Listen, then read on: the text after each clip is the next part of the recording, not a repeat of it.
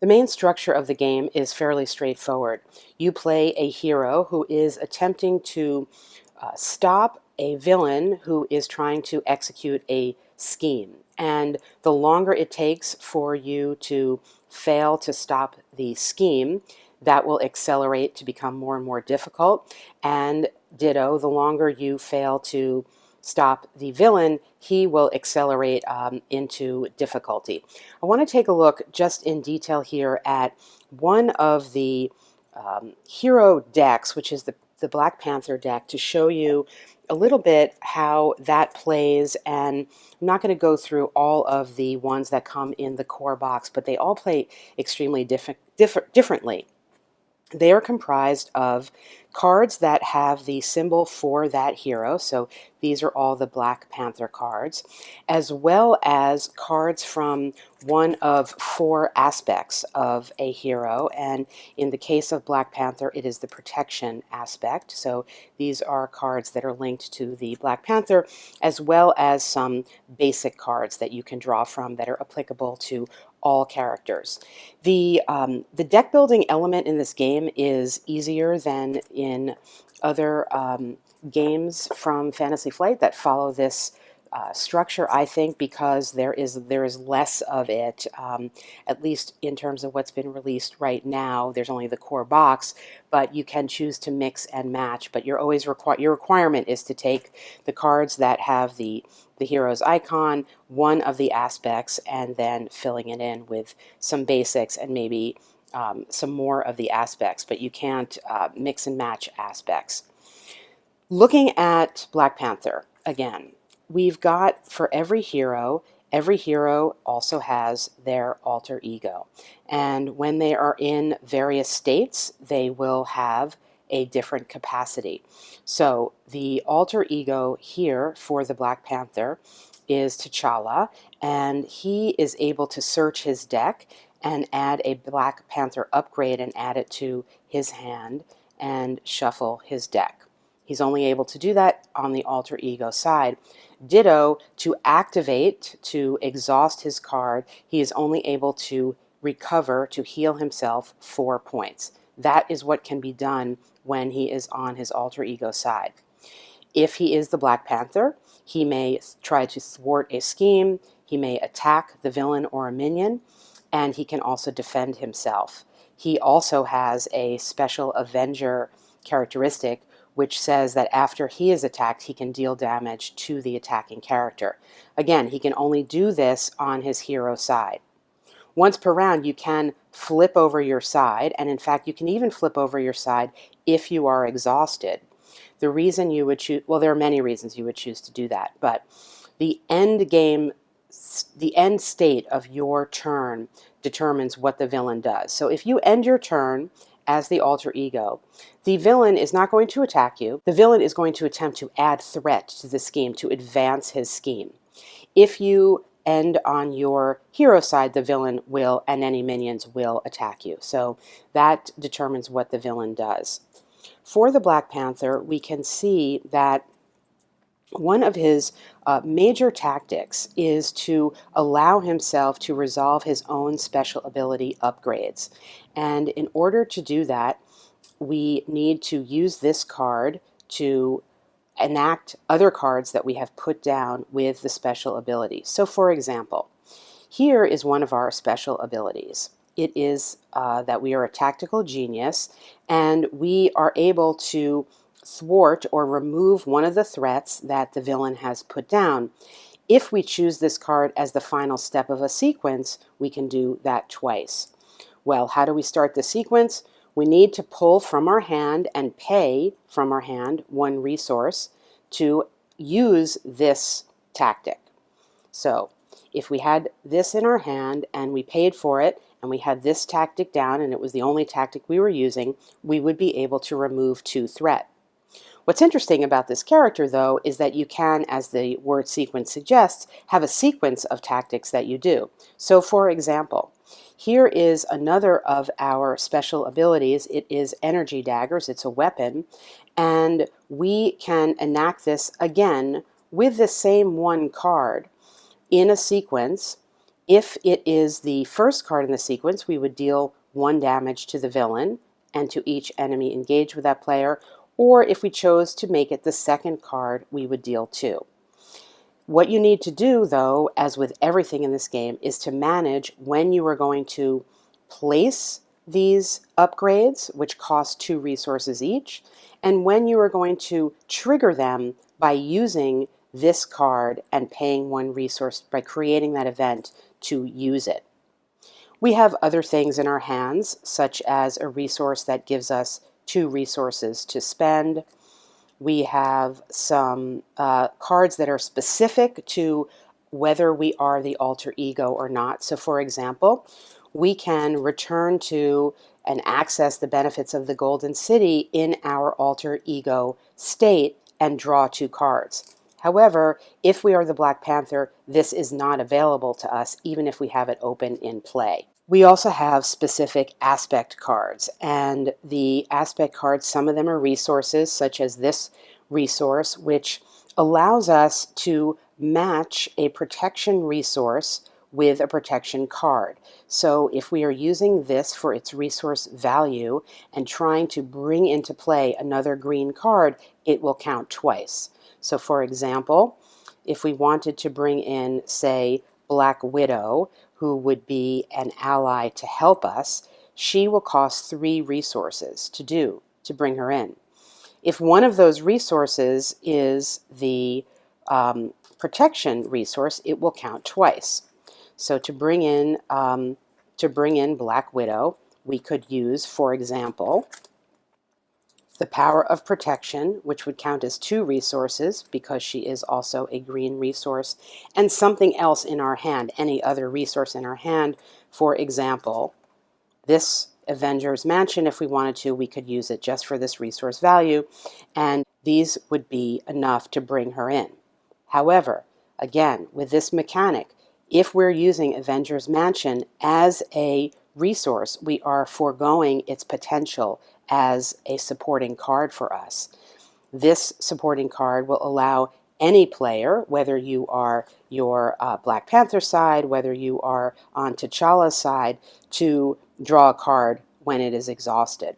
So that's a pretty valuable card to have. It does cost 4 resources to put out there, but we may choose to use it just for the benefit of it acting as a resource card. Again, as I've said elsewhere, and as I will be saying elsewhere, this is the wonderful mechanic of this game that causes everything you do to be kind of angst-ridden in terms of you're sacrificing something to get something at every moment. Here's a look at our situation as Captain Marvel, and we can see that our health is at 3. We are on the Captain Marvel side. This is the beginning of a turn. We are engaged right now with this enemy who is Whirlwind, and so every time Whirlwind attacks, Whirlwind also will attack any allies that we have with us. At the moment, we have no allies. We are also facing a level of threat of 3, 4, 5, 6 on an 8. So if this threat gets to 8 on this scheme, we have lost the game. Additionally, we've just turned over to Klaw Part 2, and Klaw Part 2 comes in with this Immortal card. The Immortal card enters with 3 threat, and until you get rid of that threat, the Immortal card will give Klaw 10 extra health points. So we can see that the current health points of Klaw is 28.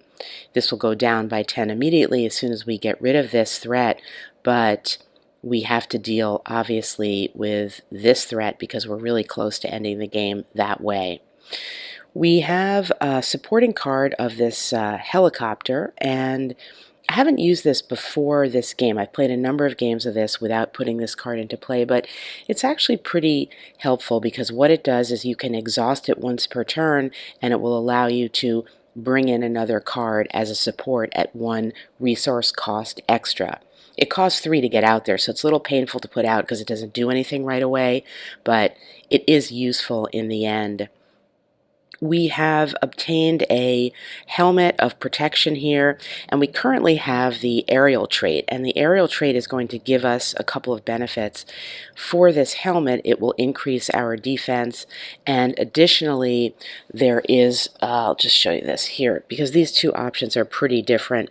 So we have the aerial trait, which gives a benefit to this other card, but we also can use it as a hero interrupt, and it will prevent 3 damage for us, but then we discard it. And then I'll show you more closely here what is referred to here. This card, our helmet, will give us 1 defense, but when we have the aerial trait, or if we have the aerial trait, it will give us 2. So the question is, what do we do this turn? And clearly,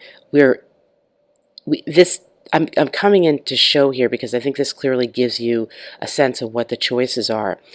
If we end our turn as the hero, we will be attacked. We'll have to deal with an attack, which on the one hand is good because we're so close away to escalating threat that we could lose on the threat. On the other hand, we're equally away from losing our health.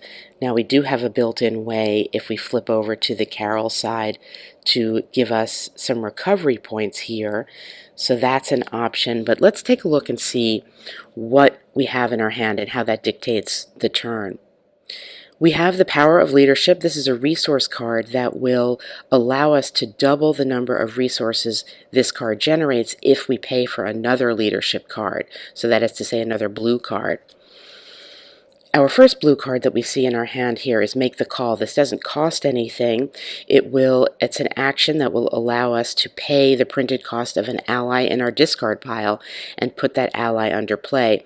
Now, you can't see my discard pile up here, although you can see my draw pile is down to 1 card. So we're going to have a bunch of allies in our discard pile. So this is something to seriously consider, especially if we got out a blue ally that would allow us to use this resource to its maximum. We have Energy Channel, which will allow, I'm probably not going to use this, but it's an upgrade, and we could put it down with this type of resource. I can't remember the name of it. Energy, I guess, resource. And yeah, put X energy counters here for a later use to deal damage. I doubt I'm going to do that right now. I'm a little more desperate. I don't have enough time to build that up, really. We have this ally Mockingbird, and she is good because, now remember, we also can reduce the cost of 1 card by 1 resource, so we have to take that into consideration too. She could potentially be paid for just, or played for just 2 resources. She will allow us to stun an enemy when she comes into play. When an energy is stunned, I'll show you this is off camera as well, it means that the next time they would attack, we discard the card. So this, if we brought Mockingbird in here, what this means is that, and we stayed on our hero side, we would not get attacked. So that is useful because we would be able to prevent potential damage, and we're so close to dying. So Mockingbird could be useful in this, but let's see what else we have. We have Energy, which is a double resource here, and that's our hand. So actually, if we were to use this Energy channel, for example, we could bring it in for free, and then we could spend energy and put immediately 2 counters there, which could potentially be for attack later on, or we could continue to build it up in future turns. That's a nice pairing. But I feel the need. I feel the need for another ally, at least to give myself some more options. So what I'm going to do is I'm going to make the call. And I'm going to pay the printed cost of some ally in my discard pile and put it into play. So we need to see who is in our discard pile. And I see right on top I just had used Nick Fury. This is an interesting card. It's a basic card, but it's very powerful because you get many different options after he comes into play. He's only around for one turn, one round, but he could potentially remove 2 threat, allow us to draw 3 cards, or even deal 4 damage to an enemy. He will cost 4, so I would need to have 4 resources in my hand in order to bring him in. Now, my understanding of these cards is I cannot count as if I'm using this helicopter to bring him in. I'm calling for support. So the question is, would I want to use 4 of my resources to bring him in? I mean, I could I have them, but let's see, what are the other options? And Hawkeye is great because he is essentially a ranged action character, obviously, and you can ping people off. If minions are coming in, you can sort of ping them off or ping them with damage when they come in. I don't think that is not particularly useful here. Maria Hall, allow me to draw a card. I mean, that's pretty good. She's pretty cheap, but let's see if there's another choice here. Spider-Woman. After Spider-Woman enters play, confuse the villain. So a confusion card, I'll show you the confusion card, is this. It's sort of the pairing to the stun card. So this means that the next time the enemy would thwart or scheme, we could discard this card instead. So what that means is it's sort of the flip side of what I talked about with stunned. If we had the confusion card on Klaw and we ended our turn as the alter ego, that would in effect disable Klaw's turn, disable Klaw's ability to do the scheming here. Now, I should point out, to be clear, this is just for that character. So the fact is that Klaw has a minion out, and that minion would still be able to scheme.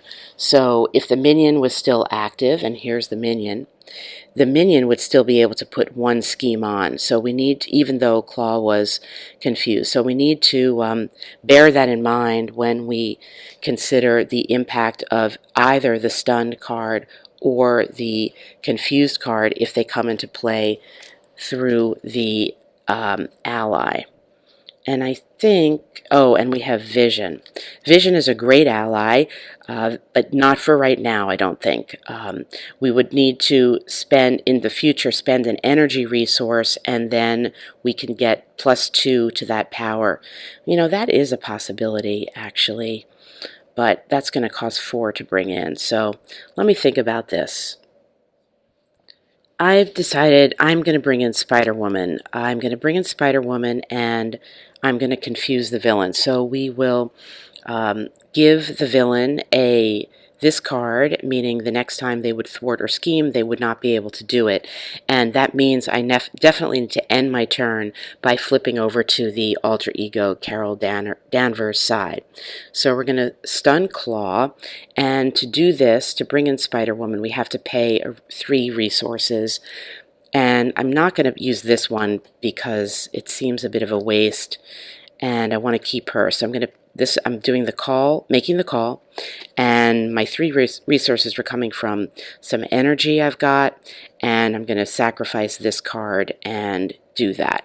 So I've brought in Spider-Woman, and now I still want to remove some threat here if I can. I'm also dealing with this whirlwind is going to attack. When the whirlwind doesn't attack, if he's in, he's also going to end up attacking Spider-Woman, who will then be gone. So I need to bear this in mind. She can thwart. I think I'll probably have her, let's see. I think I'm probably going to have her do a thwart, try to thwart this scheme a little bit. It makes me nervous to have this so high, even if we're not going to be able to do that the next turn. So she can thwart, take away 2 of these threat, But when she acts, there is a counter attack, and so she gets a damage. This is when you see this star, that's what that means. So she's going to get 1 damage for taking that action, and now we have a choice. We could 3, 4. If Captain Marvel attacked this minion because there was prior attack, the minion would be gone. That's an option. She could also try to thwart more the scheme. For 2, she could also try to get rid of these 2. I think I'm just going to leave this here and not worry about the Immortal Claw right now. And let's see, what are other choices? That is a defense card. I forgot about this, but unfortunately, I could bring her in for 2, but unfortunately, I only have 1 resource in my hand. She's not a blue card, so that would not work. If this was a blue leadership card, I could have brought that in, but I can't do that right now. I think I'm still nervous about the threat, so rather than have her do anything else, she is going to exhaust herself to thwart 2 more threat. So we're going to take that down and bring this back here. Then I'm going to flip her over, and I know that I can still take this action. So she's exhausted. I flipped her over exhausted, which you can do, and my action is to draw 1 card. So I'm going to draw 1 card, and the card I get is Crisis Intervention. This allows me to, if I was on the hero side, would allow me to thwart, but I can't. I'm not on the hero side, so I can't do that. I can use it for a resource, but again, well, actually, you know what? I could take out. That's what I'm going to do. I'm going to take out, I'm going to bring out Mockingbird because I have not used the helicarrier. It's not a helicopter, a helicarrier yet. I'm going to tap the helicarrier, which will allow me to bring in Mockingbird using just 2 resources, and I think I'm going to sacrifice this one because of Mockingbird's benefit. This will allow me to also stun the Claw, and I want Claw stunned and as well as confused if I can, because I'm so down to everything here.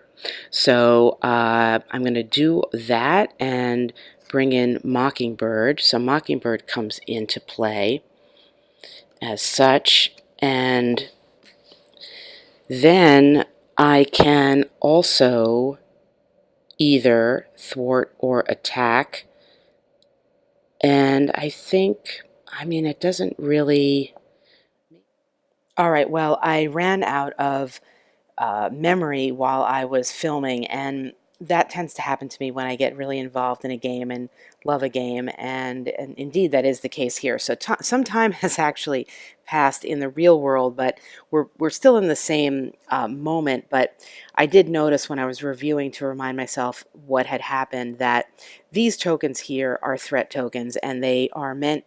This is a damage. I put some titles up, so if you've been watching through, you know, but if you're just tuning in now, I'm going to change these to make them actually be damage, which is what they are representing, just so that we're not confusing issues here. This is just a side point, and everything else is the same, so he's got that damage. Now the issue, all I can really do, and I guess we're a little off kilter here, all I can really do is figure out what I'm going to do with Mockingbird, either and this is the exhaustion action, either to thwart or to attack, because I did the response to stun, which is why I brought it in, and at this point, I think I'll just go... I might as well just keep the theme of getting rid of this threat. In looking back, I see there's possibly some other ways I could have done this. It might have been... Oh, look, and I've done this wrong again too. This is only 1.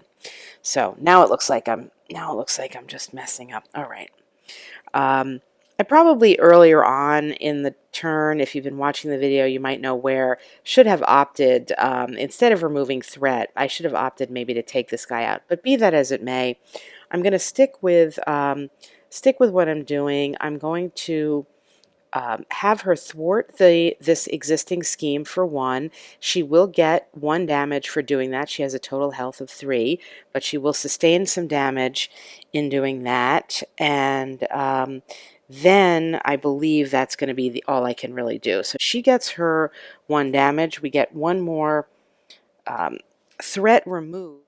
Actually, unfortunately, it's not yet the villain's turn, as we'll see. What we need to do is have our end of turn, and the end of turn order is going to be important here. So I want to just show it to you in the rule book because it says to end the player phase, first we discard any number of cards from our hand while our hand is empty. And then it says we draw cards from our deck. Well, our deck is empty too. So what we need to do is we need to go to the rule that tells you what to do when you have an empty player deck. And this is pretty important. It says if a player deck runs out of cards, the player shuffles their discard pile to make a new deck. Fine. But that player immediately deals themselves 1 card from the encounter deck. So the question is, I guess I get to, I'm going to shuffle and then I'm going to draw and then I'm going to deal myself an encounter card. But the problem is all of this is happening while my cards are exhausted. So I'm not really going to have any capacity to fight back against anything or defend against anything. And depending on what that encounter card is, all the work that I've done to get rid of this threat and whatever and protect myself from an attack, maybe to not, just depending on what that is. So let me off camera shuffle up and get a new hand.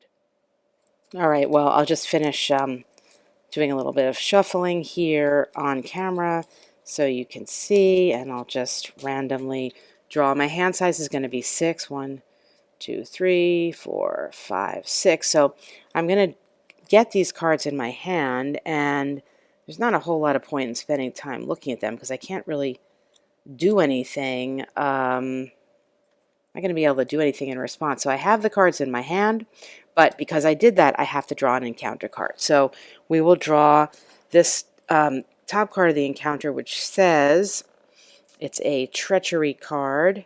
It has Surge. After this card resolves, reveal 1 additional. When revealed, place 1 threat on the main scheme. All right, well, so we lost a little bit of progress that we did, but that wasn't too bad. However, it does have Surge, and that means we will be drawing another encounter card. So let's see what the next one is. And the next one is, this is the obligation card. Now, the obligation card, every hero comes with an obligation card. It's really the alter ego's card, although it says Captain Marvel on the bottom. And it's put into the villain's deck at the beginning of the game. And it has an impact in that it basically takes the hero out of the game, or the alter ego out of the game, for a turn. So our option here is to exhaust Carol or become stunned. And actually what I failed to do here is we would be in the villain's turn now. Well, actually, you know what? We wouldn't be in the... Now, this is confusing. We're not yet in the villain's turn. We're still... This is the Surge card. Well, you know, this is the Surge card, and she's already exhausted, so I don't actually know... Excuse me. Really what this is meant to do is to take you out of the game for a turn. Because we, due to the circumstances, because we pulled it in when we were already exhausted, yeah, I don't know. I'm going to keep myself exhausted. I think that's the spirit of what happened here. I'm not really clear on if this is right or not, but I'm going to keep myself exhausted for this and for the beginning of the next turn. Now it is the villain's turn, and the way the villain's turn is going to work is typically the villain, if we were on our alter ego side, the villain would attempt to continue to enact his scheme by placing further threats on, as will the minions.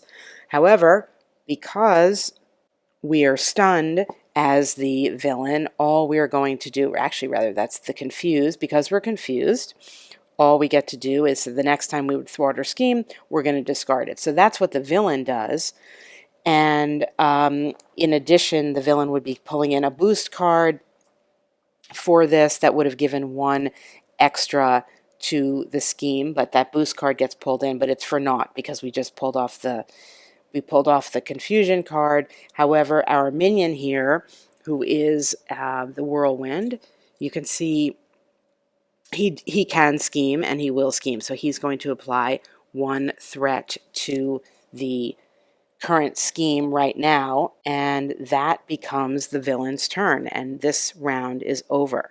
And then the final thing that happens is we have to have our encounter card. So we pull in a card from the villain's deck that becomes our encounter card, and we have to deal with it. And this is a side scheme.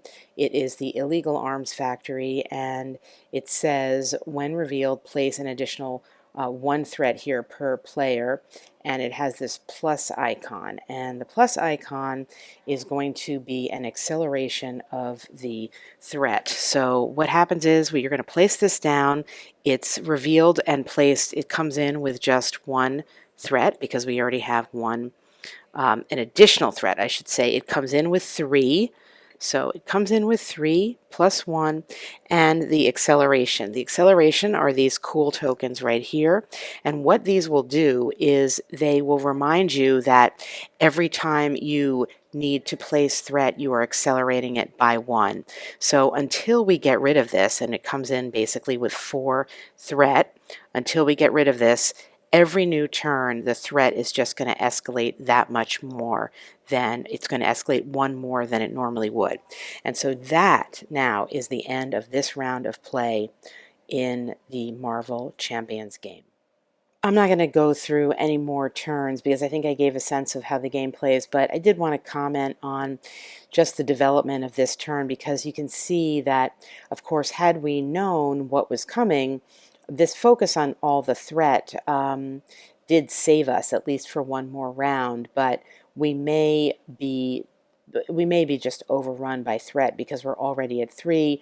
8 is the limit.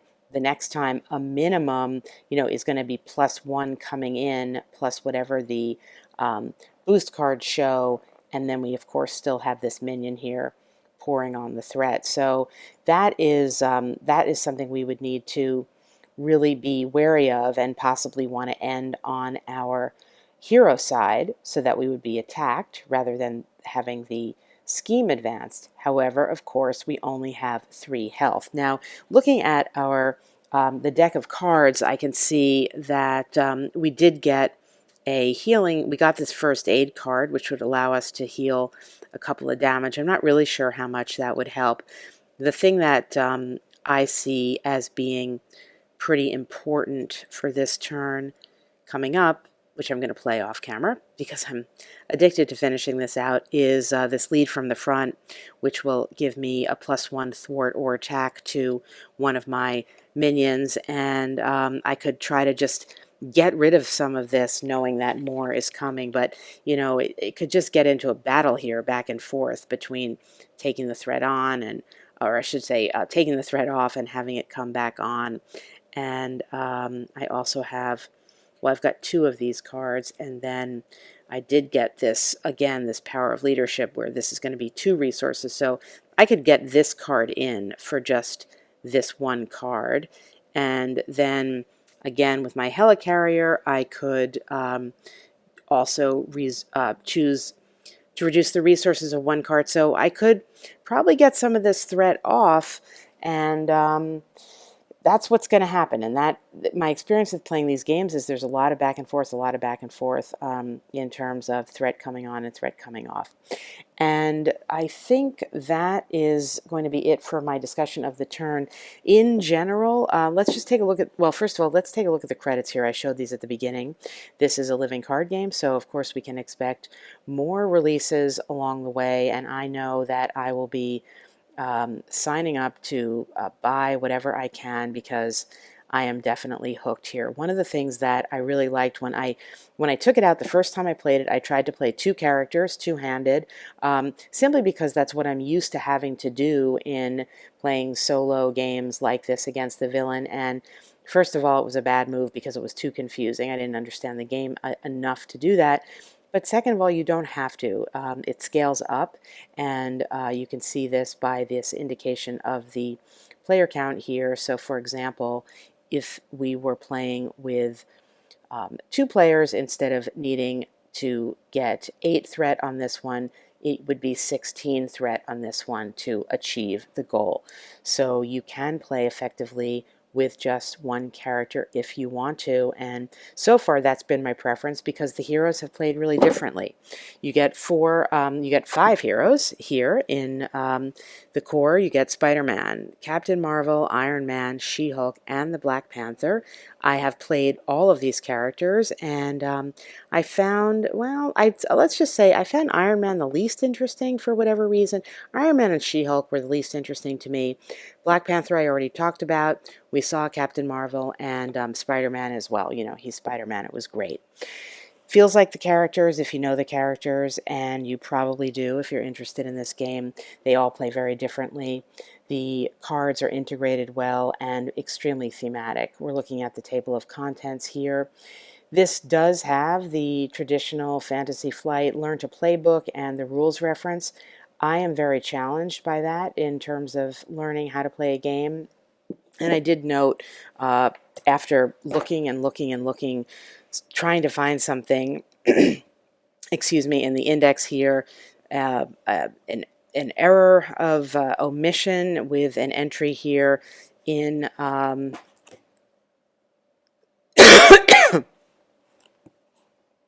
let's see if I can find what I was looking for.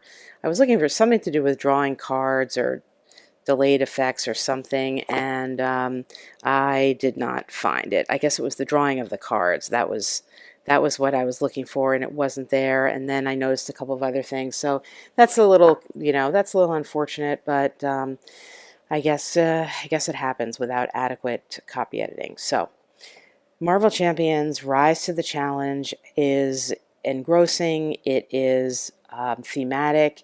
It is an easier way, easier to get to the table than Arkham Horror or Lord of the Rings. There is less narrative, less story here. The weak spot, I would say, is with the villains. There are 3 villains included, and I only played 2 of them, but they played fairly similarly, and they felt just a little. They felt like just basic obstacles so that you could see how your characters would be fleshed out and played. I didn't find the encounter decks in those villains to be as thematic as those in the hero decks. Does that really matter? No. I thoroughly enjoyed this game. I have been playing it obsessively since I got it, and I'm going to continue playing it as soon as I put this video up.